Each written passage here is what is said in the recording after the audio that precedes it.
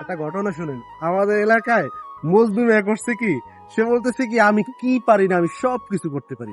আসলে সে লোকটা অনেক গুণী মানুষ, সে বলতেছে আমি সব কিছু করতে পারি। এখন তার ভাইয়ের ছেলে বলতেছে কাকা তুমি কিছুই পারো না। পারি না মানে তুই বইলা দেখ আমি কি করতে পারি না, আমি সব পারি। পারলে তো যাই ওইবার ঘরে আগুন দাও তো। না আমি এটা পারি না।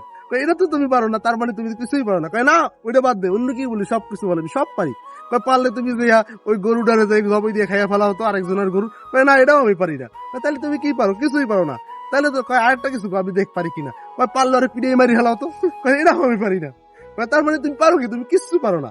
মানে হচ্ছে কি বাংলাদেশের অবস্থা হচ্ছে, যে লোক ভালো লোক তাকে ধরা হয় সে কিছুই পারে না, সে কিছুই বোঝে না। কিন্তু যে হচ্ছে চামচামি করবে, যে হচ্ছে এলাকায় চাঁদাবাজি করবে, সে সব কিছু পারে, তাকে সবাই ভয় করে। কিন্তু যে মানুষটা ভালোভাবে থাকতে চায় তারে কেউ সম্মানও করতে চায় না। এটাই হচ্ছে আমাদের বাস্তব অবস্থা এবং আমাদের সমাজ।